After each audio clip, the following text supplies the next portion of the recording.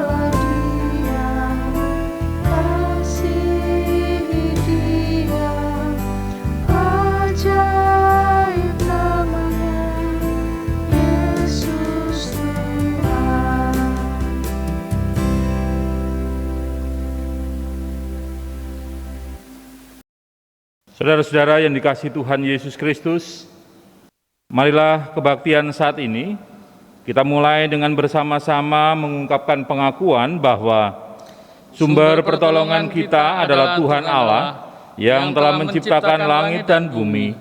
Ia adalah Allah yang setia dengan perjanjiannya dan yang tidak pernah meninggalkan perbuatan tangannya.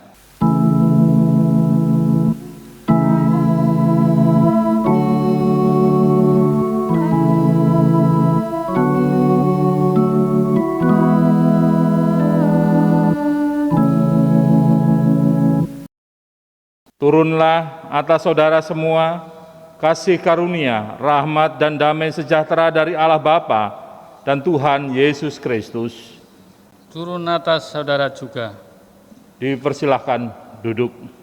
Bapak Ibu yang dikasihi Tuhan, kita akan bersama-sama memuji Tuhan.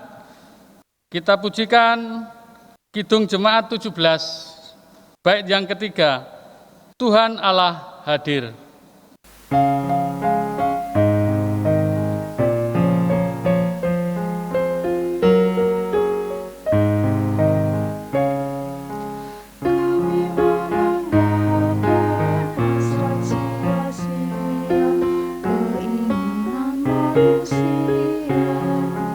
Jiwa raga kami hidup selalu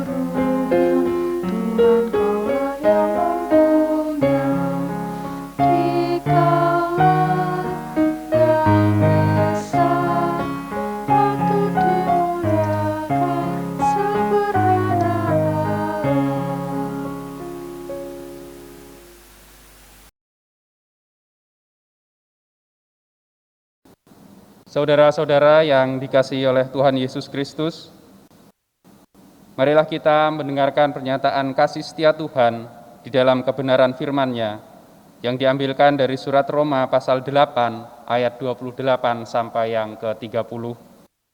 Yang demikian bunyi firman Tuhan. Kita tahu sekarang bahwa Allah turut bekerja dalam segala sesuatu untuk mendatangkan kebaikan bagi mereka yang mengasihi Dia, yaitu bagi mereka yang terpanggil sesuai dengan rencana Allah. Sebab semua orang yang dipilih-Nya dari semula, mereka juga ditentukannya dari semula untuk menjadi serupa dengan gambaran Anak-Nya, supaya Ia, Anak-Nya itu, menjadi yang sulung di antara banyak saudara. Dan mereka yang ditentukannya dari semula, mereka itu juga dipanggilnya. Dan mereka yang dipanggilnya, mereka itu juga dibenarkannya. Dan mereka yang dibenarkannya, mereka itu juga dimuliakannya. Siapa bertelinga, hendaklah ia mendengarkan apa yang dikatakan Roh kepada jemaat-jemaat. Amin. Dengan bangkit berdiri, mari kita sambut firman Tuhan pagi hari ini dengan menyanyikan pelengkap Kidung Jemaat nomor 144, baitnya yang pertama, Dia Kristus.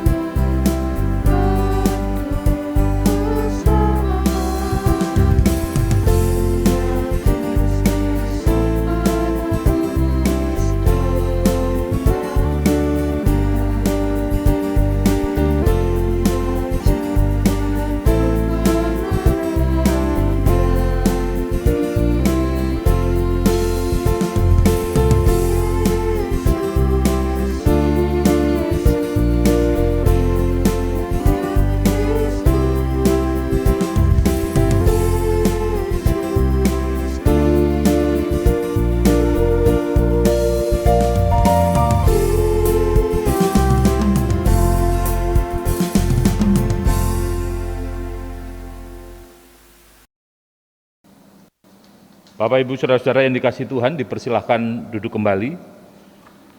Mari kita bersama-sama menyiapkan hati dan pikiran kita untuk mendengarkan firman Tuhan. Kita mohon pertolongan Tuhan di dalam doa. Mari kita bersama berdoa.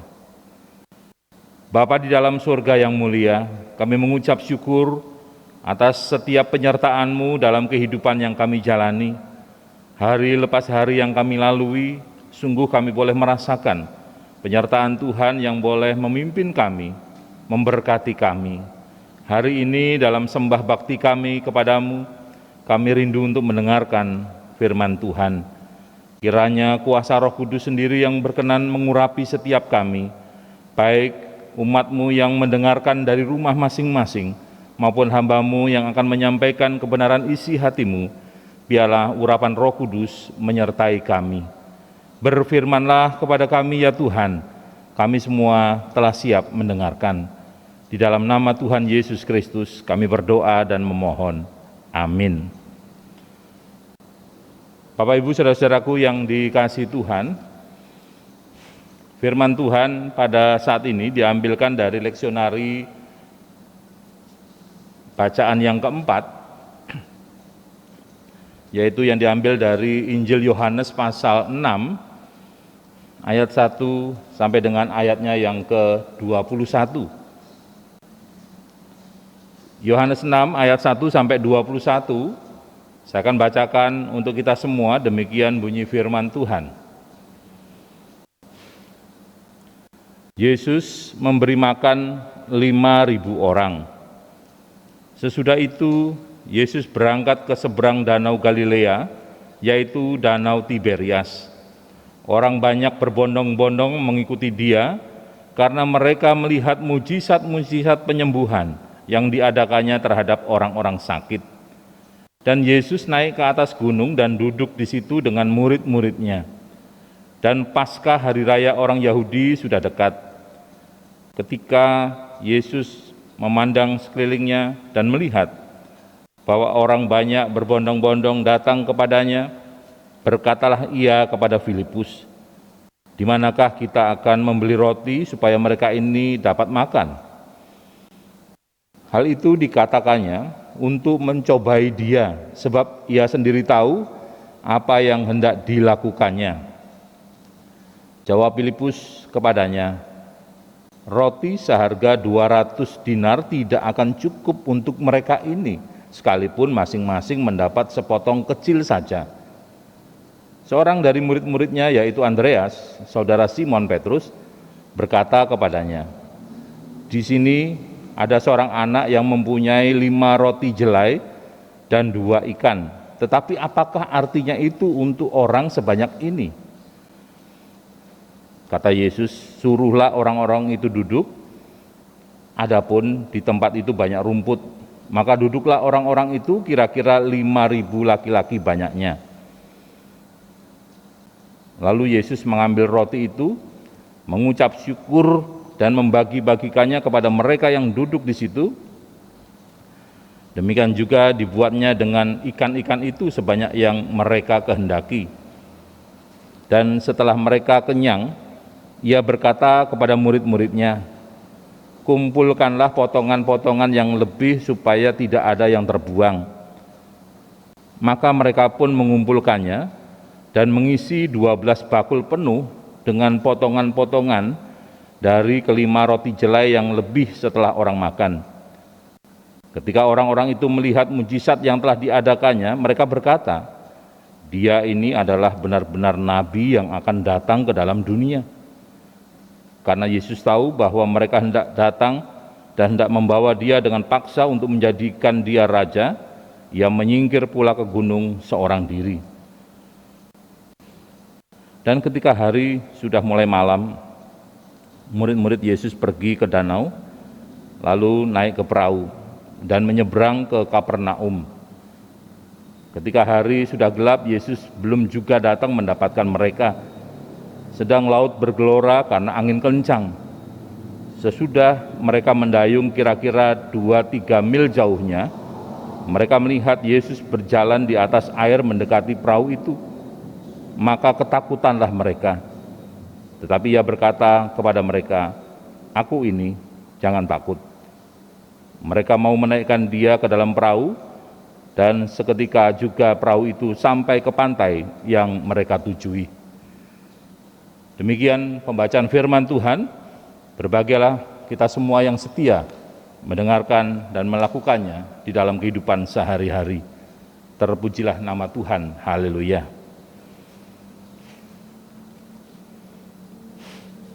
Bapak, Ibu, saudara-saudaraku yang dikasihi Tuhan, hari ini adalah hari Minggu terakhir bulan Juli tahun 2021, sekaligus menurut kalender GKSBS, hari ini adalah penutupan bulan diakonia. Diakonia kita tahu artinya adalah pelayanan. Pertanyaannya lalu, apakah setiap orang yang telah melakukan pelayanan bisa dikatakan ia sudah berdiakonia? Oleh sebab itulah kita akan belajar bersama dari firman Tuhan yang kita baca pada hari ini di bawah tema "Jangan takut memberi seperti anak kecil." Jangan takut memberi seperti anak kecil. Bapak, Ibu, saudara-saudaraku yang dikasihi Tuhan, ada sebuah ilustrasi kehidupan yang diambil dari kisah nyata yang memang pernah terjadi, yaitu tentang seorang anak yang mau berbagi dari apa yang ada padanya untuk Tuhan. Pada suatu hari Minggu pagi, ada seorang gadis kecil yang menangis di dekat sebuah gereja kecil. Ternyata ia baru saja ditolak untuk ikut sekolah minggu dengan alasan ruangannya sudah penuh, jadi tidak bisa menampung lagi. Pada saat yang bersamaan, lewatlah seorang pendeta yang melayani di gereja itu, dan anak itu sambil menangis berkata kepada pendeta tadi, "Aku tidak boleh ikut sekolah minggu."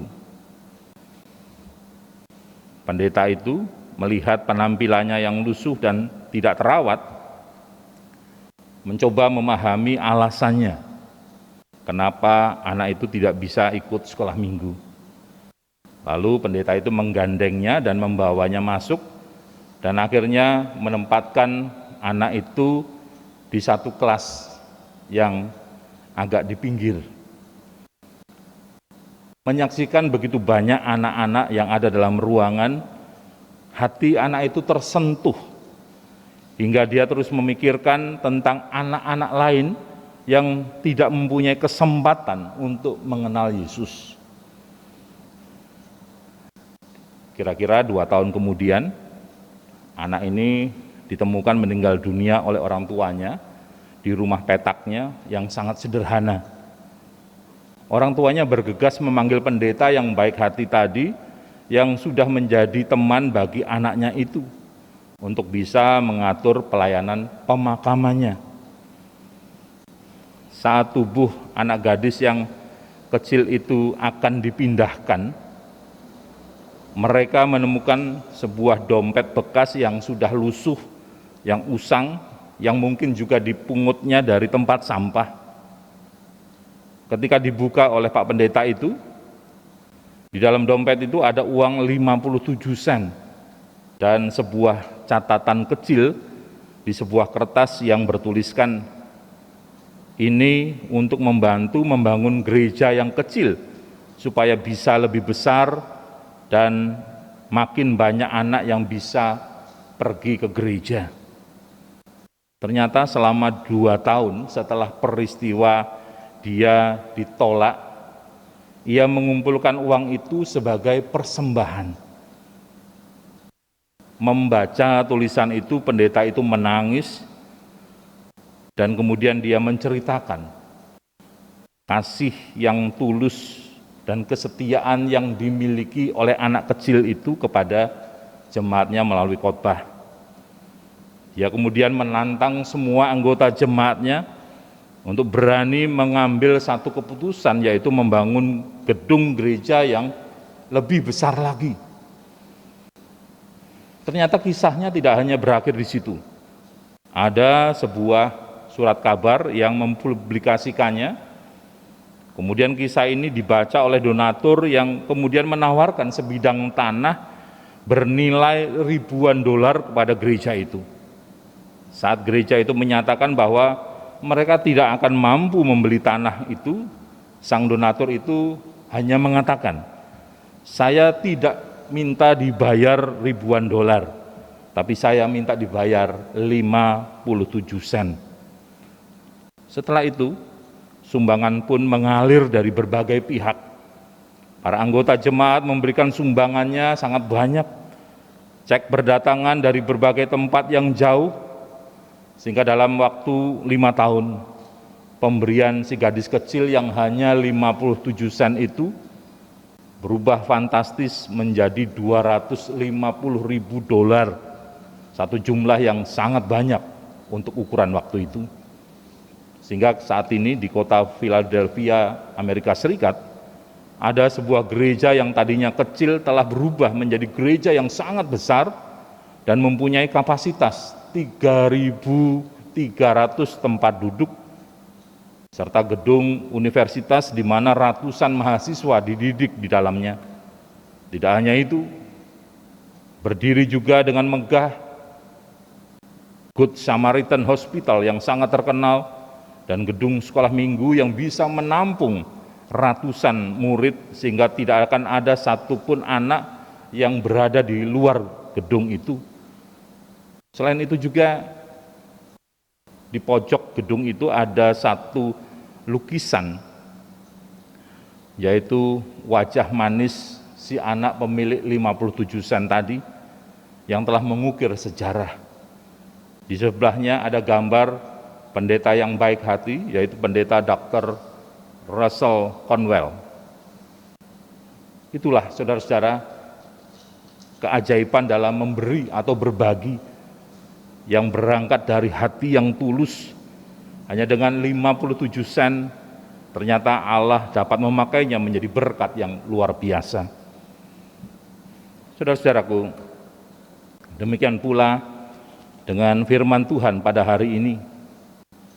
Ketika Tuhan Yesus memberi makan 5.000 orang, di mana hanya ada 5 ketul roti dan 2 ekor ikan yang berasal dari pemberian seorang anak kecil, ternyata hal itu juga dipakai oleh Allah untuk memberi makan lebih dari 5.000 orang. Dengan kata lain, perbuatan memberi memiliki manfaat yang sangat baik, baik kepada yang diberi maupun juga manfaat secara fisik maupun non-fisik bagi si pemberinya. Itu sebabnya Alkitab mengatakan lebih berbahagia memberi daripada menerima. Mujizat yang besar ini hanya bersumber dari kuasa Yesus. Kita mau belajar dari apa yang telah diperlihatkan oleh Tuhan Yesus sendiri, bahwa sebelum melakukan mujizatnya, dari yang sedikit itu ia mengangkat dan mengucap syukur kepada Bapanya. Kalau yang sedikit itu berani kita syukuri dalam hidup kita, memohon berkat Tuhan atas yang sedikit itu, tidak ada yang mustahil bagi Tuhan untuk mengubahnya menjadi berkat bagi kehidupan kita semua.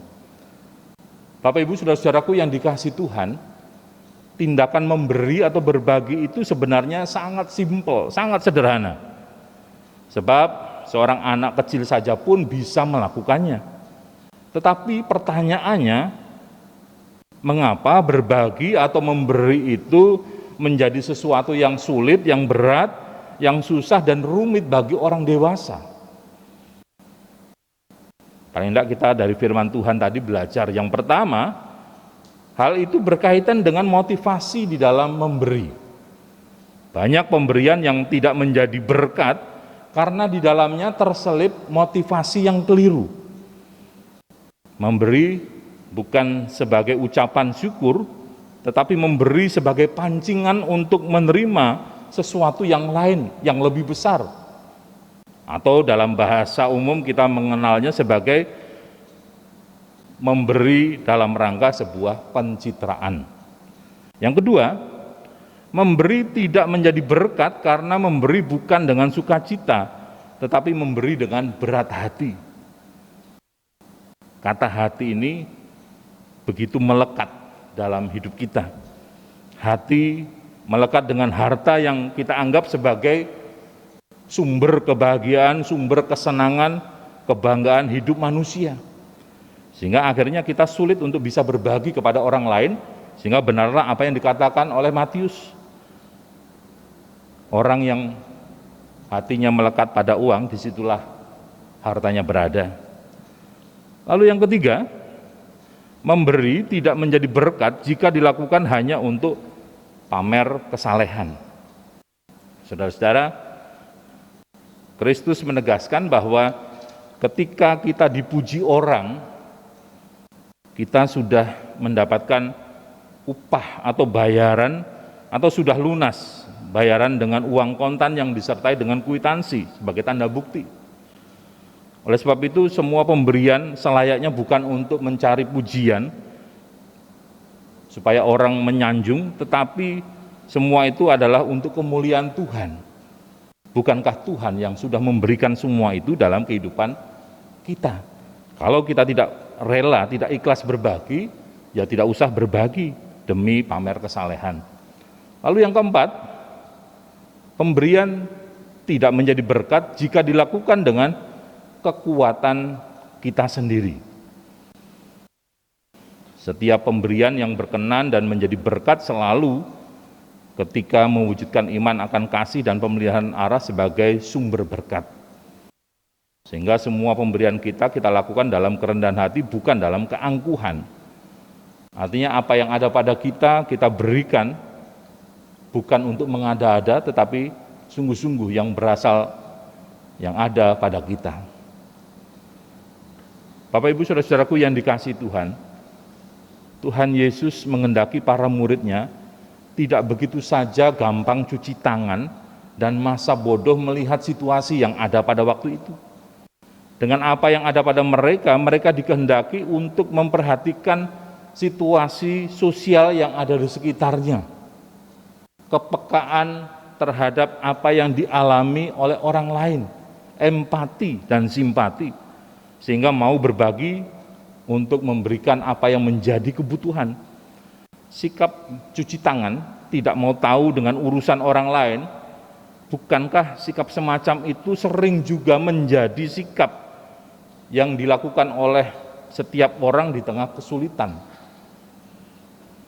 Bukankah sikap masa bodoh ini juga sering menjadi sikap masyarakat kita di dalam menyikapi krisis pandemi COVID-19 saat ini? Hanya untuk memakai masker, mencuci tangan, dan mengambil jarak demi keselamatan bersama saja, mereka tidak mau. Bahkan ada satu lingkungan yang mengusir warganya yang terpapar COVID-19 dari tempat itu dan melarang warganya yang mati untuk dimakamkan di tempat itu. Yang lebih parah lagi, ada yang mengusir para medis yang bekerja siang malam untuk melawan corona.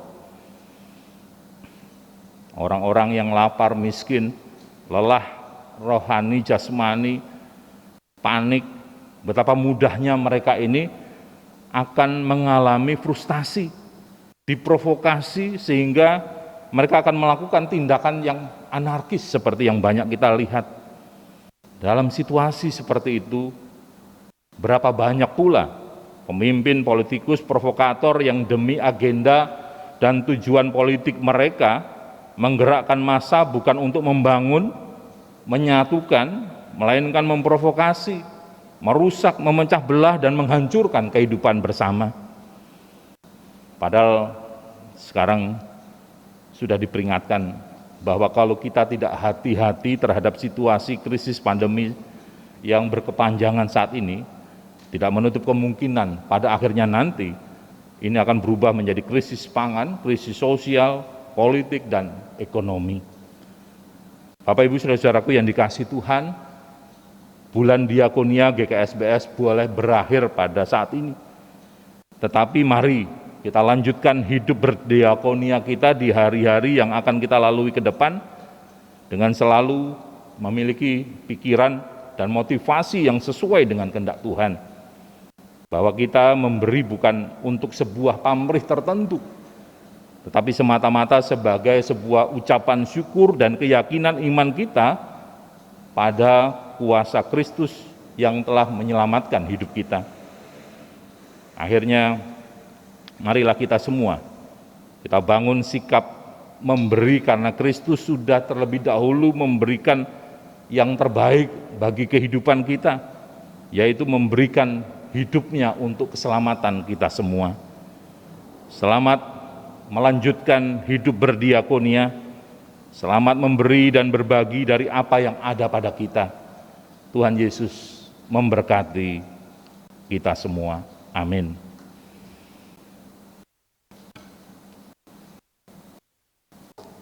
Mari kita bersama bersaat teduh.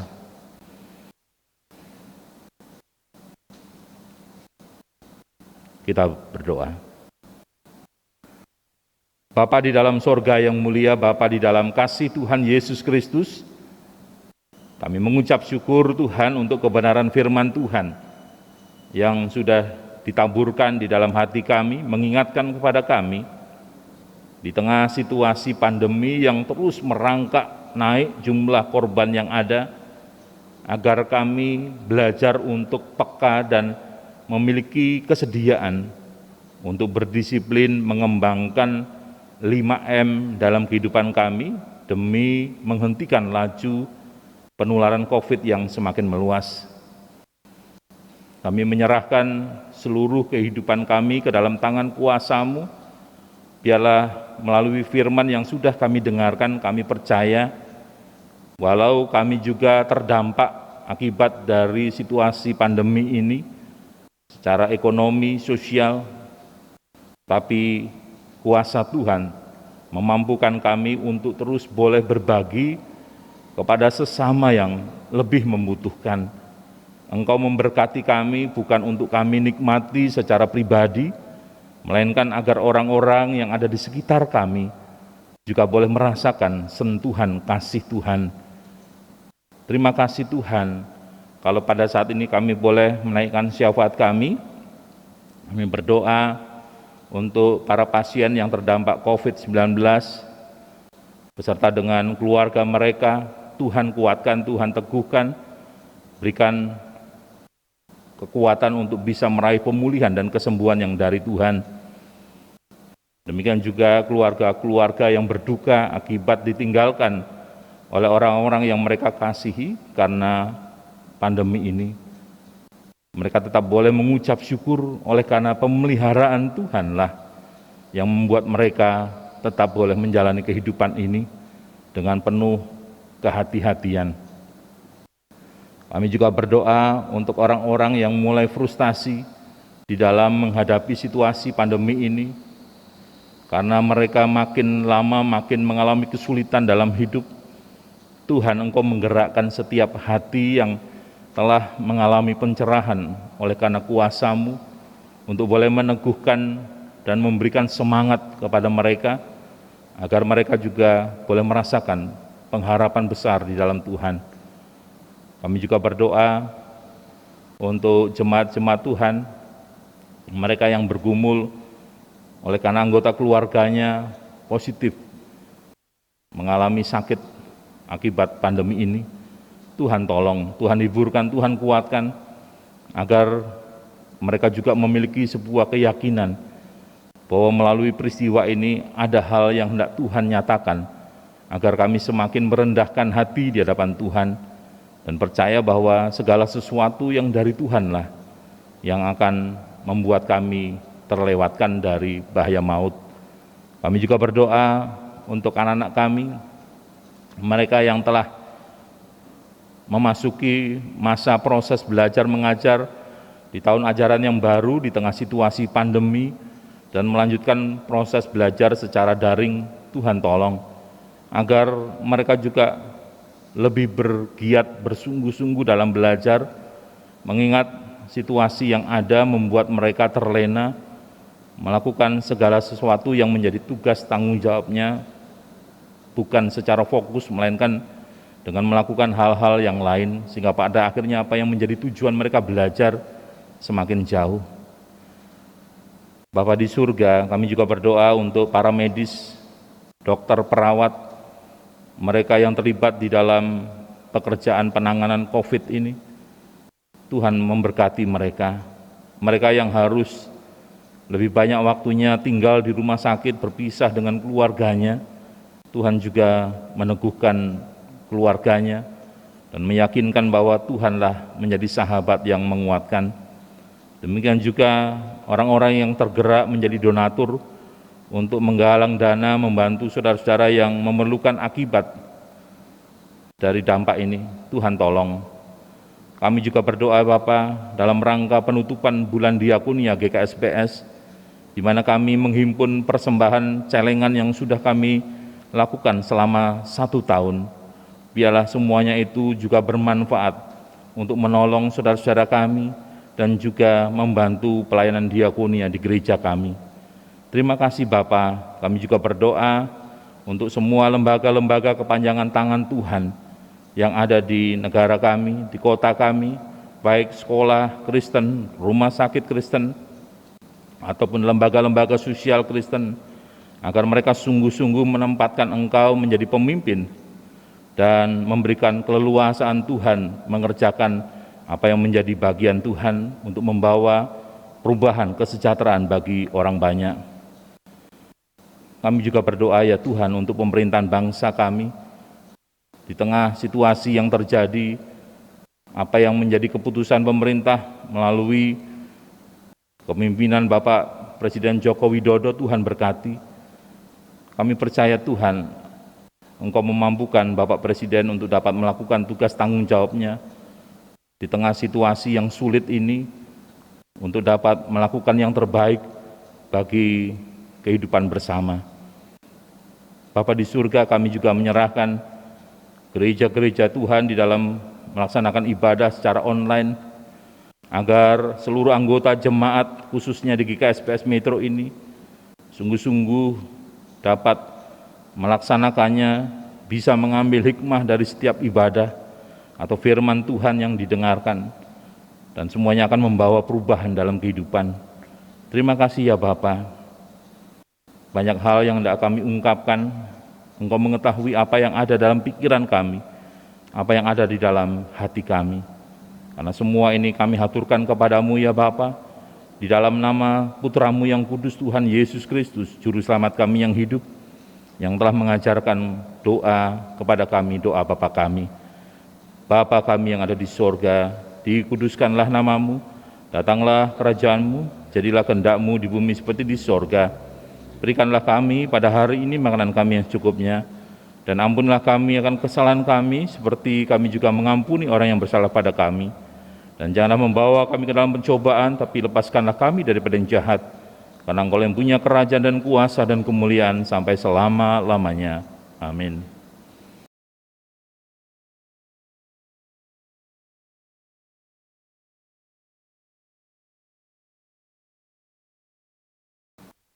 Bapak Ibu yang dikasihi Tuhan, mari kita berdiri. Bersama dengan gereja Tuhan di seluruh muka bumi ini, mari kita menyatakan iman percaya kita kepada Kristus Yesus melalui pengakuan iman rasuli. Mari, aku percaya kepada Allah Bapa yang Maha Kuasa, Khalik langit dan bumi, dan kepada Yesus Kristus Anak yang tunggal Tuhan kita, yang dikandung dari Roh Kudus, lahir dari anak darah Maria, yang menderita sengsara di bawah pemerintahan Pontius Pilatus, disalibkan, mati dan dikuburkan, turun dalam kerajaan maut. Pada hari ketiga bangkit pula dari antara orang mati, naik ke surga, duduk di sebelah kanan Allah, Bapa yang Maha Kuasa. Dan Ia akan datang untuk menghakimi orang yang hidup dan yang mati. Aku percaya kepada Roh Kudus, gereja yang kudus dan am, persekutuan orang kudus, pengampunan dosa, kebangkitan orang mati dan hidup yang kekal. Amin. Dipersilakan duduk kembali. Saudara-saudara yang diberkati Tuhan, bersama-sama kita akan memberikan persembahan kepada Tuhan. Sebelumnya kita akan mendengarkan firman Tuhan yang menjadi landasan di dalam memberikan persembahan kita. Kita akan membaca dari 2 Korintus 8 ayat ke-12 sampai dengan ayat yang ke-15, yang demikian bunyinya. Sebab jika kamu rela untuk memberi, maka pemberianmu akan diterima kalau pemberianmu itu berdasarkan apa yang ada padamu, bukan berdasarkan apa yang tidak ada padamu. Sebab kamu dibebani bukanlah supaya orang-orang lain mendapat keringanan, tetapi supaya ada keseimbangan. Maka hendaklah sekarang ini kelebihan kamu mencukupkan kekurangan mereka, agar kelebihan mereka kemudian mencukupkan kekurangan kamu, supaya ada keseimbangan. Seperti ada tertulis, orang yang mengumpulkan banyak tidak kelebihan, dan orang yang mengumpulkan sedikit tidak kekurangan. Amin. Kita menyanyikan Kidung Jemaat 287A, bait 1 dan 2, untuk mengiringi persembahan yang kita haturkan. Sekarang beri syukur.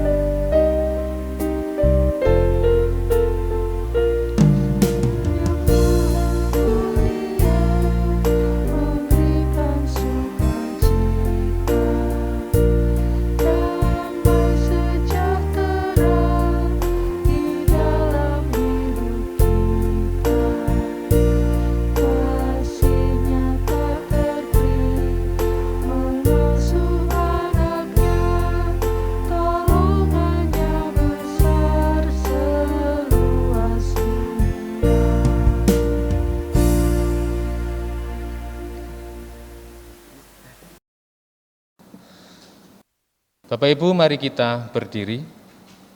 Kita akan bersama-sama mengaturkan persembahan untuk Tuhan melalui doa persembahan. Mari kita berdoa.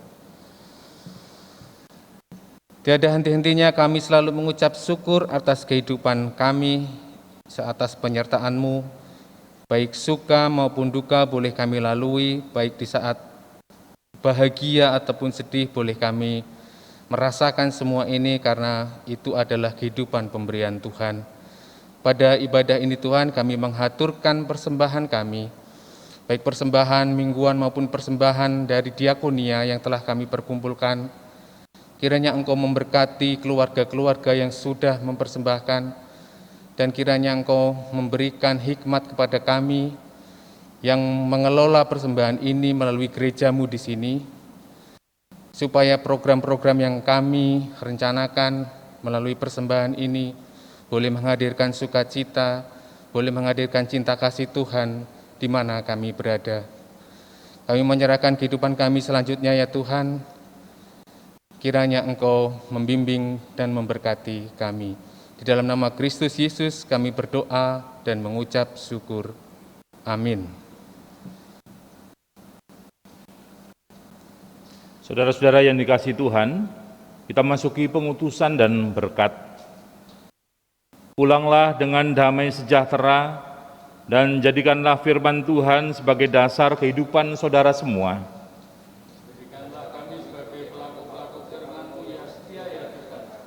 Sekarang arahkanlah hati dan pikiranmu kepada Tuhan.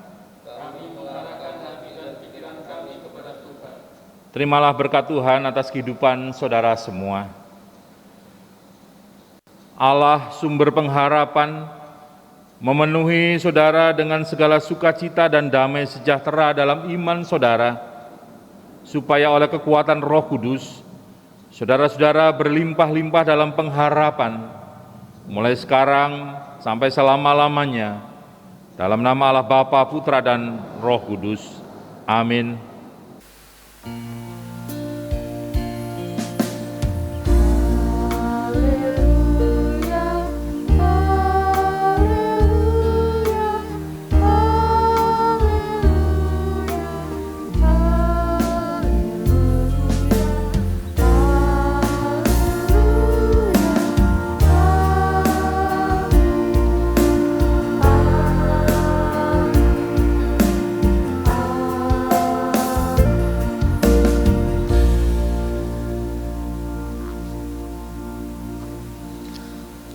Saudara-saudara, masih dalam posisi berdiri, kita akan bersama-sama memuji Tuhan. Pujian penutup ibadah PKJ 258, bait pertama. Ku ingin selalu dekat padamu.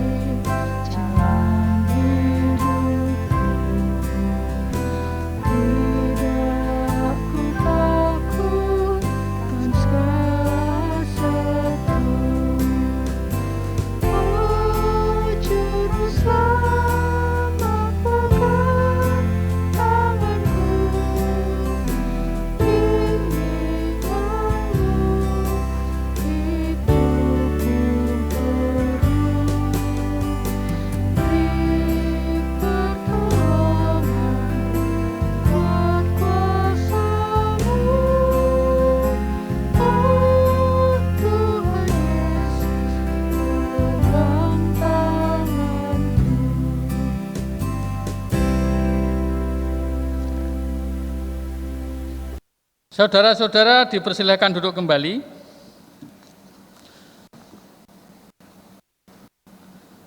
Jemaat yang dikasihi Tuhan Yesus Kristus, Mari kita bersama-sama melakukan saat teduh.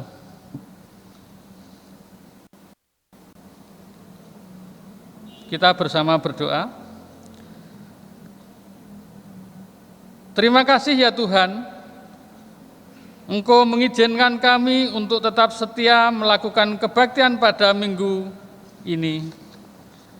Kiranya kebaktian ini terus memperkuat percaya kami untuk selalu berharap dan bersandar kepada Tuhan dan mendorong kami untuk terus mencari Tuhan di dalam kehidupan kami. Kami menyerahkan semua aktivitas kami di minggu ini ya Tuhan. Terpujilah Tuhan, di dalam nama Tuhan Yesus Kristus kami berdoa dan mengucap syukur. Amin.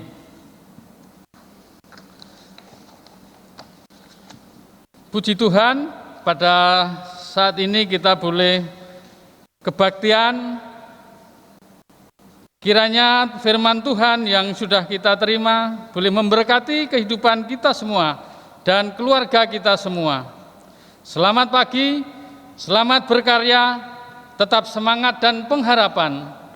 Salam sehat, Tuhan Yesus memberkati kita semua. Haleluya, amin.